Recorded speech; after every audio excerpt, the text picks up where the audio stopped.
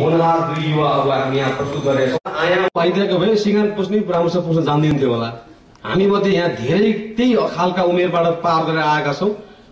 हामी त्यति काम पनि गर्न सक्दैनथ्यौँ, तर अनुकृत र अनुरागले यसरी कलम समाते कि आज त्यो कलम कृतिको रूपमा बाहिर निक्लेको छ। यहाँ यति धेरै कुराहरू छन् कि यहाँ मसँग यो सुरुमा सम्भवतः 7 वर्षतिर हुनुपर्छ यो सुरु गर्नुभयो उहाँहरूले। त्यसपछि अलिक ठुलो भोल्युममा यो डायरी आयो र अहिले यस्ता ठेलीहरू विविध खालका ठेलीहरू पनि उहाँहरूले लेखिसक्नु भएको छ। ती दुई हिरोलाई यहाँ अहिले म बोलाउन चाहन्छु। सबैभन्दा पहिले अनुकृत लामिछाने, उहाँ 13 वर्षको हुनुहुन्छ। उहाँलाई जोरदार तालिका साथमा स्वागत गर्नु। मैले अघि नै भने उहाँहरू हिरो हो, आजको नायक हो उहाँहरू। यहाँ बोल्दा बोल्दै छुट्याएछु मैले, मणिजीलाई बिर्सेछु। मणिजीलाई मैले निम्तो गर्ने सम्पूर्ण अतिथिलाई खादा लगाएर स्वागत गरिदिनुलाई मैले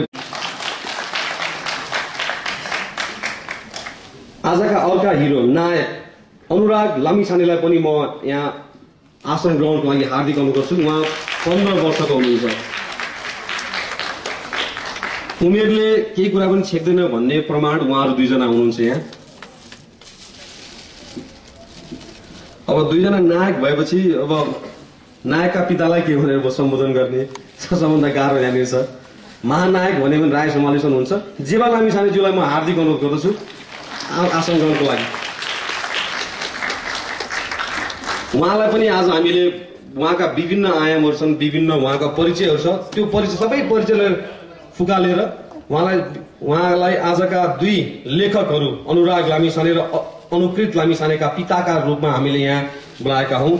यसै गरी अनुकृत र अनुराग लामिछानेकी हजुरआमा पनि हामीसँग हुनुहुन्छ, बिमला पोखरेल।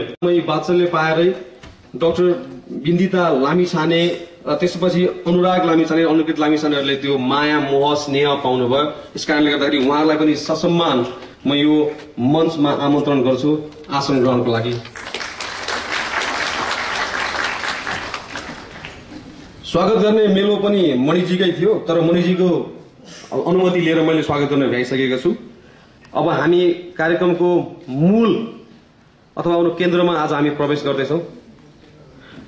भन्नको मतलब द वर्ल्ड थ्रु माई आइज, जसलाई अनुकृत लामिछाने लेख्नु भएको छ र अनुराग लामिछाने लेख्नु भएको गरौँ भनेर हामीले जमर्को गरेका छौँ। र यी दुई पुस्तकको विमोचन गरिदिनु हुनका लागि म अनुराग र अनुकृतका ममतामयी माता डाक्टर बिन्दिता लामिछानेज्यूलाई हार्दिक अनुरोध गर्दछु। यो दुईटा फ्लेक्स जुन यहाँ देख्नुभयो साइड साइडमा, त्यो फ्लेक्समा रहेको कभरलाई हटाएर यो आजको विमोचन हामी गरिसकेको किताबको अ बर्ड्स क्रोनिकल अनुराग लामिछानेद्वारा लिखित र the world through my eyes Anukrit लामिछानेद्वारा लिखित किताब।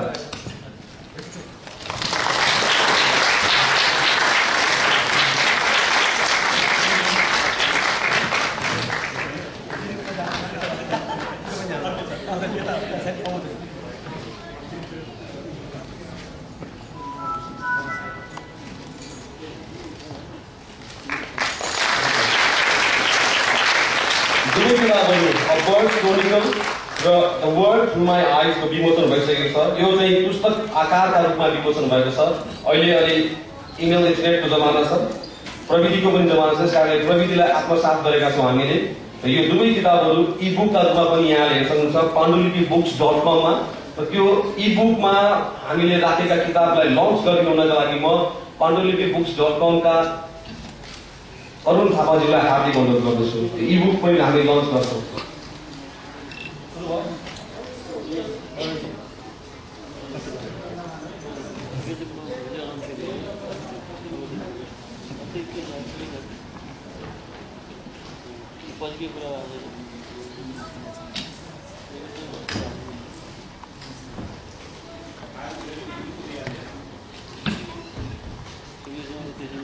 यहाँले pandulipibooks.com मा गएर संसारका कुनै पनि कुनाबाट द वर्ल्ड थ्रु माई आइज र बर्ड्स क्रोनिकल किताबको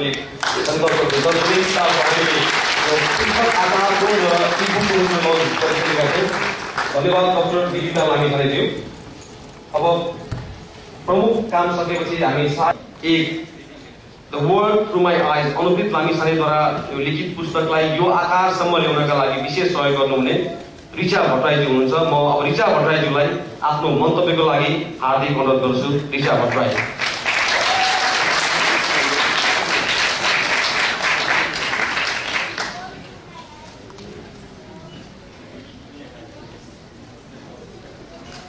A very, very challenging task.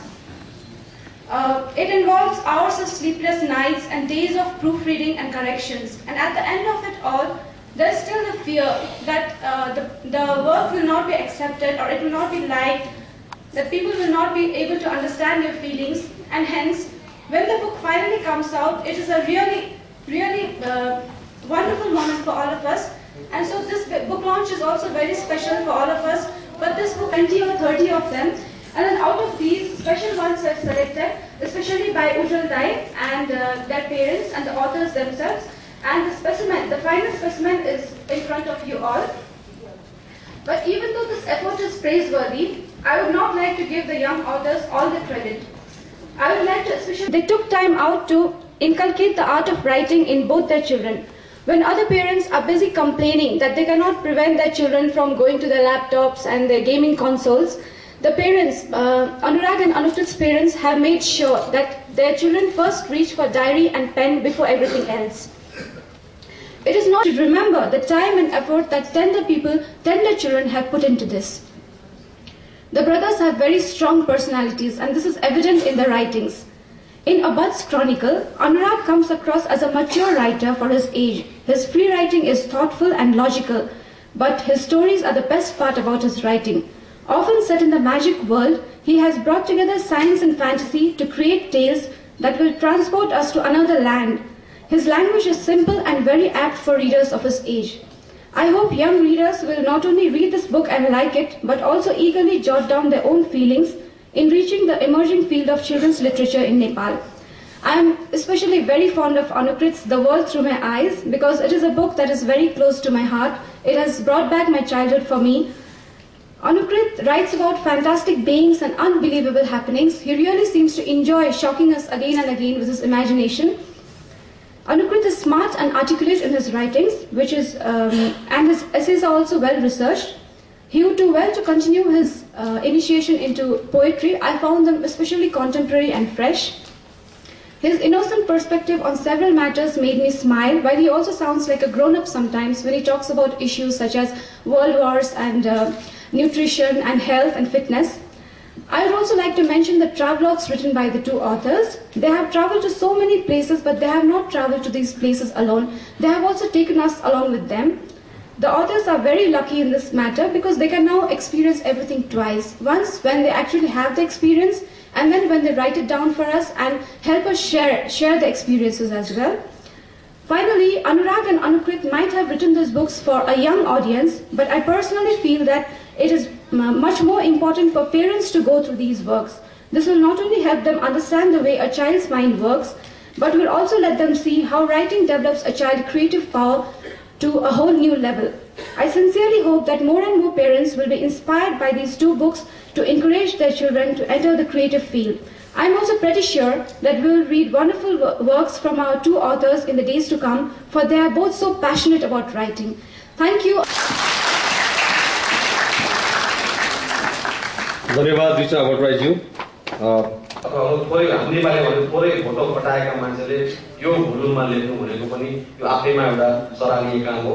यसको लागि पनि म एकचोटि दुवै लेखकलाई जोरदार तालीको अपेक्षा गर्छु।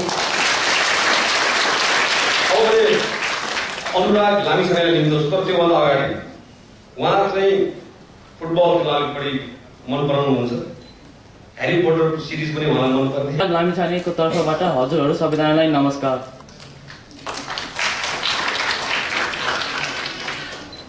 पहिलोचोटि म भन्न खोज्छु, मलाई नेपाली त्यति फ्लुएन्ट आउँदैन। मलाई जहाँ अनकम्फर्टेबल फिल हुन्छ म त्यहाँ इङ्ग्लिस बोल्छु। हजुरहरू सोच्दै हुनुहुन्छ होला मैले कसरी यो किताब सुरु गरेँ। यो किताबको स्टोरी 10 वर्ष अगाडि सुरु भएको थियो। म त्यति बेला 5 वर्षको मात्रै थिएँ। मेरो पापाले मलाई बोलाइसक्यो त्यो रुम बैठक कोठामा, अनि त्यो डायरी अगाडि देखाइसक्यो मलाई डिक्टेट गरिसक्यो सिम्पल वर्डहरू सेन्टेन्सेसहरू, अनि मलाई लेख्न भनिसक्यो। म त्यति बेला एकदमै कन्फ्युज थिएँ। मलाई लागिरहेको थियो कुन चाहिँ राइटिङ स्पिडको टेस्ट दिसेको हो कि पापाले। अनि फाइनली मैले लेखेपछि पापाले मलाई एक्सप्लेन गरेछु, यो तिम्रो डायरी हो, अब तिमी यसमा दिनदिनै एउटा सानो एन्ट्री लेख्छौ। 1 वर्षको लागि मैले पापाले डिक्टेट गरेर भन्थ्यो मलाई। त्यसपछि मलाई भनिसक्यो okay Anurag now you are on your own, अब तिमी आफै लेख। मलाई एकदमै मन पर्थेन बिगिनिङमा डायरी लेख्ने। मलाई लाग्थ्यो किन म ल्यापटप युज गर्न मिल्दैन, किन म टिभी हेर्न मिल्दैन, किन यो डायरी लेख्नु पर्यो, किन मलाई यसरी फोर्स गरेको होला जस्तो लाग्थ्यो मलाई। मलाई त यति नराम्रो लाग्थ्यो डायरी लेख्ने कि कहिले कहिले पापा बाहिर गएको बेलामा म खुसी हुन्थेँ, किनकि त्यो भनेको it meant that I won't have to write diary for a few days. अनि तर फाइनली पापा आउने दिनभन्दा अगाडि सबै दिनको डायरी लेख्ने त्यस्तो बानी भइदियो।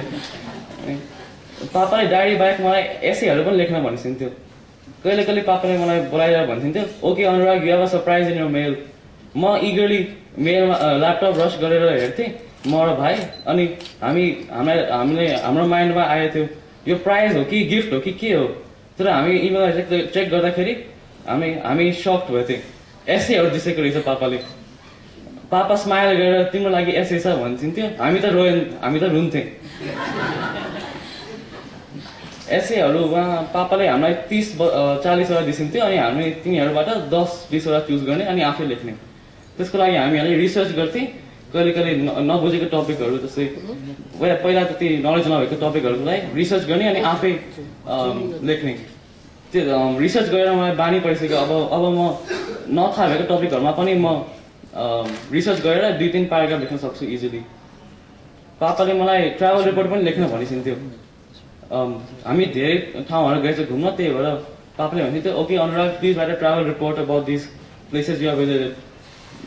यो एसेहरू र ट्राभल रिपोर्टहरू जेनरली पापाले मलाई हलिडेमा लेख्न भन्थ्यो, किन त्यति बेला फ्री हुन्थेँ। अनि त्यही भएर मेरो पहिला ट्राभल रिपोर्ट हामी इजिप्ट गएपछि लेख्न भन्थ्यो पापाले मलाई। 2007 मा थियो जनवरी। त्यति बेला अहिले हेर्दाखेरि त्यो पहिला लेखेको ट्राभल रिपोर्ट एकदमै सिम्पल लाग्छ। त्यो इजिप्टको ट्राभल रिपोर्टमा मैले यस्तो लेखेको थिएँ, we went to the beach today, we swam and had fun, we came back to the hotel.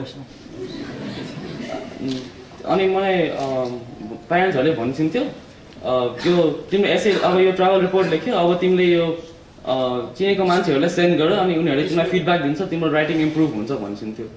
एकजना मैले एक्चुअली मैले जुगल अङ्कललाई पठाएको थिएँ एउटा त्यो इजिप्टको ट्राभल रिपोर्ट। जुगल अङ्कलले मलाई फिडब्याक दिएको थियो, Anurag if you keep writing like this you will become a great writer. म एकदमै ओभर कन्फिडेन्ट भएर रिप्लाई गरेको थिएँ, I know I am already a great writer भनेर लेखेको थिएँ।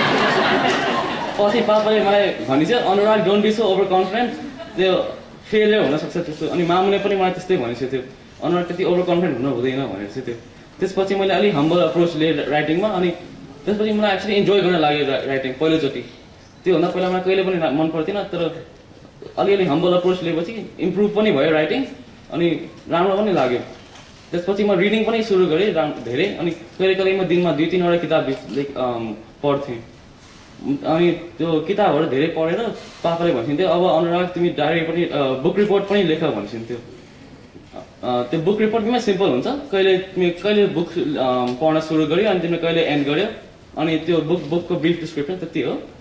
अनि त्यो पनि छ मेरो किताबमा सर्ट स्टोरीहरू पनि छ अनि पोएमहरू छ। अनि कहिले कहिले पापाले मलाई क्वेसनहरू पनि पठाइदिन्थ्यो, अनुराग यसको आन्सर लेख भनेर भनिदिन्थ्यो। यो किताब कलेक्सन हो मेरो ट्राभल रिपोर्टहरू, एक्सपिरियन्सेसहरू लाइफमा, अनि एसेहरू लेखेको, अनि पोएमहरू, सर्ट स्टोरी त्यस्तैको कलेक्सन हो। प्राइज जित्ने खाले बुक होइन यो। अनि आई होप द्याट यसमा त्यति धेरै लिटरेरी भ्याल्यू छैन, तर आई होप द्याट यो किताब पढेर मान्छेहरूले बुझ्न सक्छ चाइल्डको साइकोलोजी र चाइल्डले कसरी थिङ्क गर्छ, इमोसनहरू फिल हुन्छ, अनि अरू ठाउँ जाँदाखेरि कस्तो एक्साइटेड फिल हुन्छ कि बोर्ड फिल हुन्छ, अनि बुझ्न राम्रो हुन्छ। मेरो इन्सपिरेसन अब लेख्नको लागि किनकि म इन्जोय गर्छु त्यही भएर लेख्छु। तर पहिला मलाई इन्जोय नगरेको बेलामा मैले टिचरहरू र प्यारेन्ट्सहरूबाट इन्सपिरेसन मैले सोच्थेँ कि मलाई राइटिङ नपढे पनि उनीहरूले त लेख्छ नि, उनीहरूलाई पनि मनपर्छ, मलाई पनि स्लोली मन पर्न सक्छ भनेर लाग्थ्यो मलाई। त्यही भएर म सबै टिचरहरूलाई पनि थ्याङ्क गर्न खोज्छु। Lastly, I want to thank my parents for caring me, taking care and loving me, Richa Didi and Ujjwal Dai for editing my work, my friends for shaping me to who I am today, and lastly but not least, my dear respected guests who have gathered here today. एउटा striker अथवा विङ्गरको रूपमा खेलेको आफूलाई देख्न खोज्नुहुन्छ, football कति माया गर्नुहुन्छ भन्ने हो। अनि अर्को सबैभन्दा राम्रो कुरा के छ भने नेपाल उहाँको लागि घर मात्र होइन सबथोक हो। अनि उहाँले लेख्नु भएको छ, I want it to be a great country भनेर भन्नुभएको छ। त्यसैबाट थाहा हुन्छ राष्ट्रप्रेम, अरू कुराहरू, साहित्यिक कुराहरू भन्दा पनि आफ्नो मनमा लागेका कुराहरूलाई व्यक्त गर्न सक्नु भनेकै साहित्य हो। र त्यसमा कति खरो उत्रिनु भएको छ भन्ने बारेमा ऋचा भट्टराईजीले अघि प्रकाश पारिसक्नु भएको छ। म अब अनुराग लामिछानेपछि अनुकृत लामिछानेज्यूलाई यहाँ आमन्त्रण गर्न चाहन्छु आफ्ना 2 शब्दका लागि। अनुकृत लामिछाने।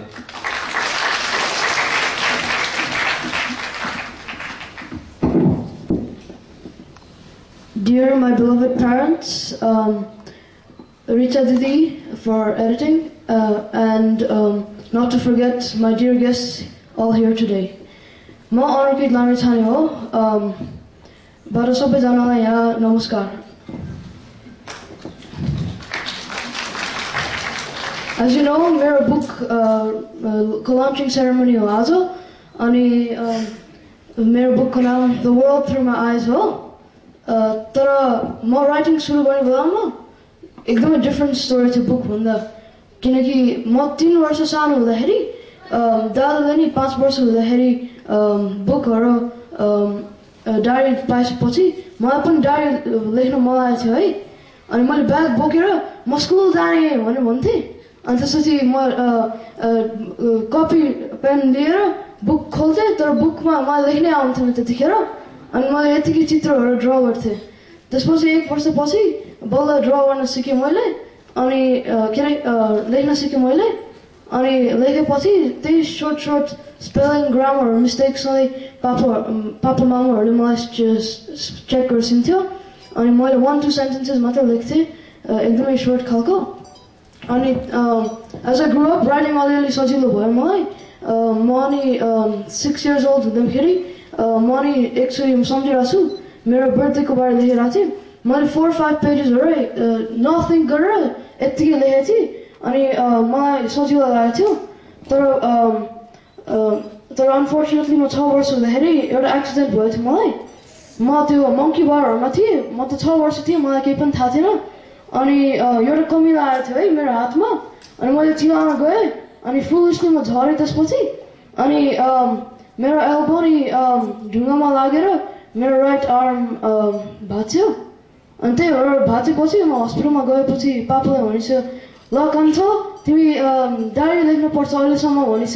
मैले नाइ भने सुनमा। तर त्यसपछि पापाले भनेछ हुन्छ लेख। त्यसपछि मैले सोचेँ कसरी लेख्ने, मेरो हात भाँच्यो। तर त्यसपछि पापाले भन्छ लेफ्ट ह्यान्डसँग लेख भनेछ।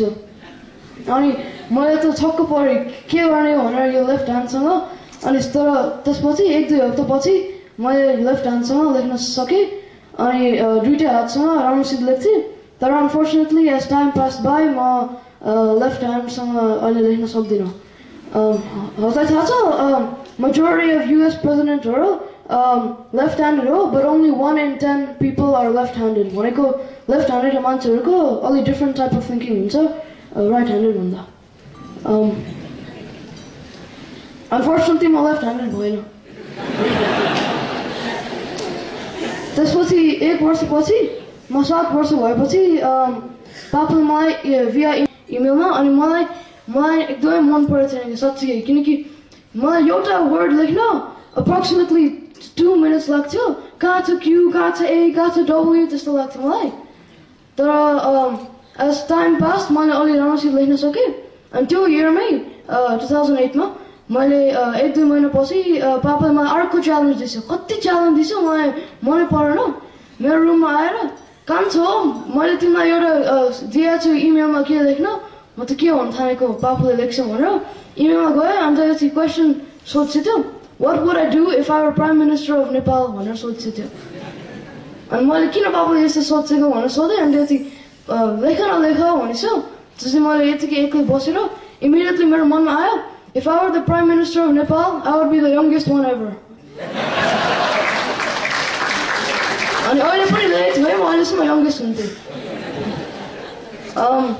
अनि त्यो लेख्दाखेरि एभ्री डे 10-15 मिनट्सको लागि राति आएर म हेर्थेँ के लेख्ने भनेर सोच्थेँ त्यही एभ्री डे अप्रोक्सिमेटली फ्यु सेन्टेन्सेसहरू लेख्थेँ अनि पापाले 1 महिनामा लेख हुन्थ्यो अनि मैले स्लोली लेख्न सकेँ फर्चुनेटली मैले लेख्न सकेँ तर त्यति राम्रो थिएन तर मलाई एकदमै गाह्रो भयो थियो किनकि म 7 वर्ष मात्र थिएँ अनि त्यही एसेहरू एभ्री हलिडे पापाले मलाई सेन्ड गरिदिन्थ्यो टपिकहरूको बारे एभ्री हलिडे अनि त्यही 20 टपिक्सहरू दिइन्थ्यो मलाई अनि त्यो 20 टपिक्सबाट मैले 10वटा टपिक चुज गर्नु पर्थ्यो अनि एउटा टपिक 1000 वर्ड्स अनि लेखेर आजकल पनि लेख्छु अनि त्यो लेख्दा लेख्दै म पोएमहरू पनि लेख्थेँ फ्याक्ट फाइलहरू लेख्थेँ पोएम के अरे ट्राभलगहरू पनि लेख्थेँ सबै लेखेर मैले थाहा पाएँ एउटा राइटर छ रोल्ड डाल भन्ने हजुरहरूलाई थाहा छ रोल्ड डाल भनेको को हो अनि उसले मलाई इन्सपायर गरेर लेख्न किनकि उसले मलाई सिकायो जति वाइल्ड जति क्रेजी भयो भने तिम्रो कुरा फिक्सनमा अहिलेसम्म लेख किनकि त्यो तिम्रो मनमा जे भएको अरूहरूलाई कोही पनि थाहा छैन तिमीलाई आफै मनमा मात्र थाहा छ त्यही भएर लेख भनेर मैले आफै सिकेँ अनि त्यसपछि त्यो हेर्दा हेर्दै पढ्दा पढ्दै मलाई थाहा पाएँ राइटिङ भनेको गेम जस्तै हो जस्तै गेममा नि प्रोग्रेस सेभ नगर भने के हो मतलब गेमको त्यही सेम हो राइटिङ लाइफमा तिमी जे गर्छ एभ्री डे तिम्रो नलेख्यो भने तिम्रो रात बुढो भएपछि तिमी डेथ बेडमा हुँदाखेरि तिम्रो केही पनि सेभ हुँदैन नि त त्यही भएर एभ्री डे हामी राइटिङ गर्थेँ पापाले दिएर अनि म अहिले राइटिङ गर्दाखेरि मलाई कहिले कहिले धेरै जस्तो बेला मन लाग्दैन तर अब कहिले कहिले सोध्छु भनेर म लेख्नुपर्छ भनेर अनि अबदेखि म अनि त्यसपछि नेक्स्ट फ्यु इयर्स पछि म मेरो राइटिङहरू सबै एभ्री हलिडे कलेक्सन गरेर उयो बुक बनाएको द वर्ल्ड थ्रु माई आइज अनि यही बुकभित्र सबै ट्राभलगहरू पोएमहरू स्टोरी फिक्सन स्टोरीहरू मेरो कुन कुन डायरी लेखेको पनि छ यो बुक नि पुरा फेमस हुने खालको बुक होइन यतिकै सिम्पल मैले लेखेको फर्स्ट एटेम्प्ट हो मेरो फ्यामिली फ्रेन्ड्सहरूलाई देखाउन अनि and if one of you want to take a book feel free मेरो अर्को ऊ पनि निस्किरहेको छ नोभल बनाइरहेको छु मैले अहिले त्यो अलिक सिरियस खालको हुन्छ साइन्स फिक्सनको बारे अनि next few years आउँछ many thanks to my parents obviously for taking care of me and my grandparents for loving me and showing me affection all the time Jugal uncle for always replying to everything and encouraging me जसको शिक्षा पद्धतिका पछि हामी पनि भाग्यौं पुरै विश्व भाग्यो मेकोलेले एक पाना लेख्नका लागि उनी 100वटा किताब पढ्थे रे र एउटा डिस्क्रिप्सन गर्नको लागि 100 माइलको यात्रा गर्थे रे अलिकति अतिशयोक्ति त होला तर सत्यता धेरै छ यी बालकहरुमा त्यो दुईटै गुण छ मेकालेको कि धेरै यात्रा गर्ने र उनीहरुसँग त अपर्च्युनिटी पनि छ thank god that they have such great parents benevolent parents who are ready to take them anywhere on earth उनीहरुसँग त्यो यात्रा गर्ने अपर्च्युनिटी पनि छ किताब पढ्ने अपर्च्युनिटी पनि छ मलाई सम्झना छ एकजना 12 वर्षका लेखकले जो अमेरिकामा बस्छन् नेपाली मूलका हुन् मलाई एक दिन सोधे हेर्नुस् त अंकल मेरो साथीको लाइब्रेरीको फोटो रे त्यति किताब छन् त्यति किताबले पनि काई लाइब्रेरी हुन्छ त्यसले मेरो मस्तिष्क हल्लाएको थियो वास्तवमा त्यति सानो लाइब्रेरी हुन्छ हाम्रो नेपालका किताबहरुमा हामी नेपालका स्कुलहरुमा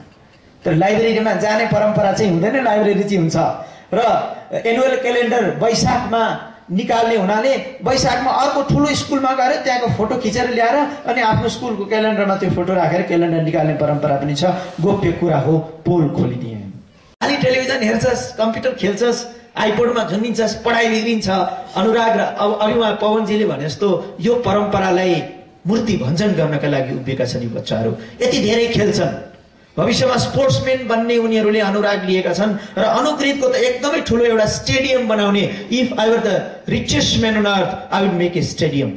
त्यो स्टेडियमको उनले मूल्याङ्कन $1 बिलियन गरेका छन्। त्यस्तो स्टेडियम बनाउँछु भन्ने रग रगमा खेल भएका विद्यार्थीहरू यति धेरै क्रिएटिभ कुराहरू लिएर आउन सक्छन्। सायद हामीलाई हाम्रो पेरेन्टिङको मोडहरू परिवर्तन गर्नका लागि चुनौती दिइरहेका छन् यी दुई किशोरहरूले। Between the age 7 and 12. Even though one was born in 2000, Anukrit was born in the year 2000, that makes him 13 years old, I guess, and Anurag was born in 1998. And so there's a fear that perhaps there's too much being pushed on them for publishing books. Will there be some kind of a mock maturity? Will it be problematic for both adults and children to read a book such as this? And I'm glad to report to you that having looked at these two books, that they are indeed not, they don't carry any sense of false maturity. These are two incredibly mature young minds, but what they have written can be read with appreciation by children.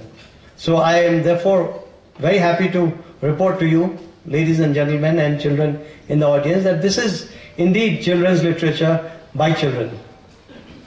अघि एकजना हाम्रो लेखक त्यो गर्दा गर्दा मेरो मनमा के आयो भनेदेखि हाम्रो नेपालका बालबालिका यङ एडल्ट्स को माझ पढ्नुपर्छ त हामी सबै भन्छौँ। पूर्व वक्ताले भन्नुभयो लाइब्रेरी पनि त छन्, तर लाइब्रेरीमा पनि कतिको जानी बानी बसालिएको हुन्छ र त्यो लाइब्रेरीमा छन् पनि कति के छन्। र नेपालको एउटा संग्रहालय मदन पुरस्कार पुस्तकालयका संस्थापक कमलमणि दीक्षितजी यही अडियन्समा हुनुहुन्छ। त्यो पुस्तकालयको बिब्लियोग्राफी हेर्नुभयो भनेदेखि कति पुस्तक चाहिँ एउटा बालकको लागि छापिएका रहेछन्। सबै त त्यहाँ पक्कै पनि छैनन्, त्यही पनि हामी आकलन गर्न सक्छौँ कति थोरै पुस्तक रहेछन् त बालकको मस्तिष्कको लागि भनेर। यसले के देखाउँछ भनेदेखि एउटा त नेपाली भाषामा पनि कम लेखिएको छ, अर्को अङ्ग्रेजीमा छापिएका राम्रा राम्रा पुस्तक रोल्ड डालको कुरा गर्नुभयो उहाँले, सायद अनुकृतले रोल्ड डालको कुरा गरे हो। रोल्ड डालको जस्तो एउटा कल्पनाको संसारमा लिएर जान सक्ने पुस्तक नेपालीमा नभएको होइनन्, तर कति छन्, संख्या कति छ। र अङ्ग्रेजीमा जति छन् त्यसमा फेरि कुनै एउटा बाल मस्तिष्कलाई खिच्नको लागि तान्नको लागि कन्टेक्स्चुअलाइजेसन चाहिन्छ। नेपालको सन्दर्भ भइदिएकोमा राम्रो हुन्छ। नेपालको सन्दर्भ भएको अङ्ग्रेजी या अरू युरोपियन ल्याङ्ग्वेज या अरू कुनै ल्याङ्ग्वेजका पुस्तकहरू कति छन्। किताबहरू तपाईँ हेर्नुभयो भनेदेखि नेपाली बालकलाई चाहिँ हामीले नराम्ररी चाहिँ नि एउटा बुलबुलायामा पारेका छौँ सामग्री नपुर्याएर। यसै सन्दर्भमा यो दुई किताबको these two works, one is titled A Bud's Chronicle and the other by the younger author, by the elder author and by the younger author, The World Through My Eyes, provide a Nepali young readership with contextualized readership in English. And I believe that is where the first value of these books lies. We've always been told,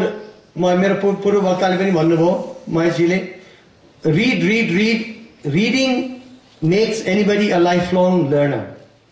तर त्यो रिडिङको लागि पर्याप्त चाहिने पुस्तक हामीले हाम्रो चिल्ड्रनलाई दिन सकेका छैनौँ। तर यी दुईटा आजका दुईटा अथरले त के गरे त भन्दाखेरि रिड मात्रै गरेनन्, रिड गरेर लाइफलङ लर्नर बन्ने त हो नै, तर they also wrote. So they were able to provide the audience, the readership with the understanding of young minds of current world issues. म केही उदाहरण दिन चाहन्छु, तर म किताबको बारेमा म ज्यादै नै डिटेलमा कुरा गर्न चाहन्न, किनभनेदेखि दुईजना यङ अथर र उहाँहरूको पेरेन्ट र पब्लिसरको इन्ट्रेस्ट त तपाईँहरूले बाहिर किताब पिकअप गरेर त्यो किताब पढ्नुहुन्छ भन्ने नै हो। भाइ उज्जवल प्रसाई And that is a good aspect of these two books, that they have been edited. We often forget that books require editing, whether written by a famous author or by two young adults or two young children. What I have been यो पुस्तक विमोचन समारोहको समापन गरिदिनु हुनका लागि म जीवा लामिछानेज्यूलाई हार्दिक अनुरोध गर्दछु।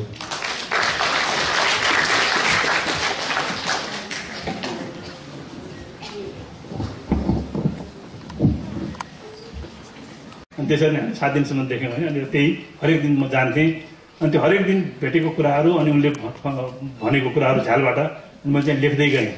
अनि एउटा पहिलो सन्तान भएर हो कि के हो, अनि घरमा आइन् 1 हप्तापछि, अनि हामीले सबै कुराहरू उसको बारेमा, आज उसले के गर्यो, कति बेला रोयो, कतिखेर सुत्यो, सबै चिजहरू चाहिँ नि लेख्दै गयौँ। अनुराग जन्मेदेखिको आजसम्म, आज 13 वर्ष 15 वर्ष पुरा भइसक्यो, हरेक दिनको एक्टिभिटीहरू चाहिँ नि रेकर्डेड छ। त्यो मलाई किन पनि यो अलिकति इन्सपायर भयो भनेदेखि म रसिया पढ्न गएपछि एकचोटि मेरो स्कुल गएको थिएँ, मैले लेख्थेँ, कहिले विनिताले आफै लेख्दै गर्थेँ। अनि अनुराग चाहिँ नि 4.5 वर्षको जति उमेर पुगेपछि चाहिँ मलाई के लाग्यो भने अब चाहिँ नि उसले आफैले लेख्नुपर्छ भन्ने लाग्यो। उसले लेख्न पनि सुरु गरिसकेको थियो, तर अब उसले अघि पनि भन्यो साँच्चीकै त्यो सहज थिएन, किनभने एउटा वर्ड चाहिँ नि लेख्न लगाउँथेँ। अनि मैले के भन्थेँ भनेदेखि तिमीले के लेख्ने भन्थ्यो उसले, मैले के भन्थेँ भने तिमीले के गर्यो बिहान 7 बजे उठ्यौँ भनेर एउटा सुरु गर भने होइन। 7 बजे ल okay I wake up at 7 o'clock भनेर लेख्थ्यो। अनि त्यसपछि फेरि मात्रै हेर्थ्यो अब के लेख्ने होइन। त्यसपछि तिमीले के गर्यो होइन, त्यसपछि ब्रेकफास्ट खायो, त्यसपछि बसमा चाहिँ स्कुल गयो, अनि स्कुलमा साथीहरूसँग भेट्यौँ भने त्यसरी भन्दाखेरि पनि उसलाई झन्डै 4-5 महिनासम्म चाहिँ पुरै नै डिक्टेट नै गर्नु पर्थ्यो, डिक्टेट नै गऱ्यौँ। अनि पछि चाहिँ उसले अटोमेटिकली रियलाइज गर्न थाल्यो होइन, अब यही कुराहरू त यस्तै रहेछन् होइन भनेर नि अब उसले लेख्न थाल्यो। अनि 1-2 वर्षसम्म हामीले त्यसै गरेर उसलाई यो जेनरली उसले गरेको डेली लाइफ जस्तो अब के गर्यो होइन त्यो मात्रै लेख्ने गर्थ्यो। अनि पछि अलिकति सिरियस राइटिङमा पनि हामीले चाहिँ लेख्नुपर्छ भनेर मैले टपिक उनीहरूले पनि अघि भने के टपिक्सहरू मैले दिइदिन्थेँ। अनि त्यो टपिक्सहरूमा चाहिँ नि हामीले लेखाउन थाल्यौँ। अनि कहिलेकाहीँ के हुन्थ्यो भने टपिक्सहरू मैले दिँदाखेरि धेरै चाहिँ कम्प्लिकेटेड टपिक्सहरू नदिने, जस्तो उनीहरूलाई मनपर्ने फुडहरू भनेको म्याकडोनल्ड्स हो भनेदेखि म्याकडोनल्ड्समा त उनीहरूलाई मनपर्छ, त्यहाँ के फुडहरूको चाहिँ आइटमहरू छ होइन। अनि त्यहाँ कसरी चाहिँ त्यो किताबमा पनि स्नो इन मस्को भनेदेखि उसले यसरी चाहिँ हामीले उनीहरूलाई ट्रेन गराउँदै गयौँ। अनि अलिकति अब जब अलिक ठुलो हुँदै गए, अलिकति केही समय सकेपछि अनि उनीहरूले चाहिँ सर्च गर्थे इन्टरनेटबाट र अनि केही कुराहरू चाहिँ लेख्थेँ। र अनि एउटा मैले चाहिँ के भन्ने गर्थेँ भनेदेखि कहिले पनि तिमीहरू पढ, इन्फर्मेसन चाहिँ जहाँबाट लिए पनि हुन्छ, तर कपी चाहिँ गर्न हुँदैन भनेर चाहिँ नि सधैँ त्यो कुरा चाहिँ मैले एकदम उनीहरूलाई सचेत गराइरहन्थेँ। र त्यो नै त्यसरी उनीहरू सिक्दै गए। अनि यो किताब चाहिँ नि लेख्ने मैले अलिक बच्चाहरूलाई के हुन्थ्यो भनेदेखि आखिर बाल मनोविज्ञान नै हो, उनीहरूलाई कहिलेकाहीँ फकाइयो पनि होला, कहिले गाली पनि गरियो होला, धेरै जसो फकाएरै हामीले लेखाएको हो।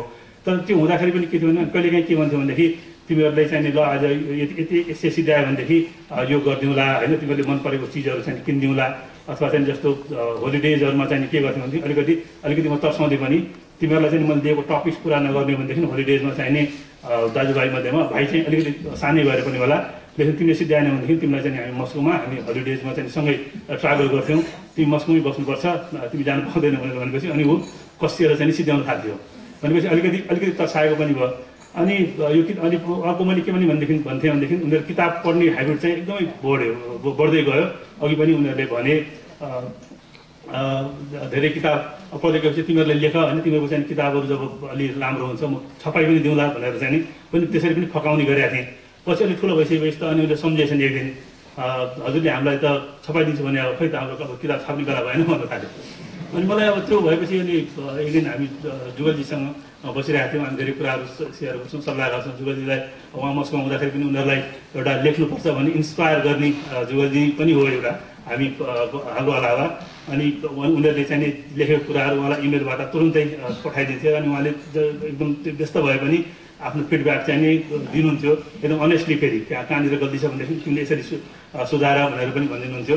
अनि मैले उहाँलाई भने मलाई चाहिँ अब डिलेमा के भयो हुन्छ भनेदेखि नि हरेक मैले भनिहालेँ अब बच्चाहरूले आफ्नो बच्चाले लेखेको त हरेक चिजहरू चाहिँ नि बाबुआमालाई त्यो एकदमै महत्त्व हुन्छ, तर अरू रिडरहरूको लागि चाहिँ यो बच्चाहरूले लेखेको सानो सानो कुराहरू मैले यहाँ गएँ घुमेँ खाएँ अथवा चाहिँ भनेको चिजहरू लगाएको होइन, अब त्यो सानो सानो चाहिँ स्टोरीहरू छ, पोइम्सहरू छ, उनीहरूले बच्चाले लेखेको चाहिँ अरू मान्छेलाई कतिको चाहिँ यसले इन्सपायर गर्ला, कामको चिज होला कि नहोला भन्ने चाहिँ एकदमै मलाई कन्फ्युजन भयो। हामी सल्लाह गऱ्यौँ जुगल ज्याङ बसाल, त्यसपछि उज्जवलजी अनि रिचा देवेन्द्रजी, उहाँले जब हेर्नुभयो अनि मैले केही मेटेरियलहरू पनि लिएर आएको थिएँ, किनभनेदेखि त्यो थुप्रै चिजहरू छ। जस्तो अघि उहाँले पनि भन्नुभयो, यस्तो हामीले यिनीहरूले सुरु गरेको यस्तो चाहिँ अहिले चाहिँ यिनीहरू दुईजनाको गऱ्यो भने कमसेकम चाहिँ 150 जति यिनीहरूको डायरी होला यो है।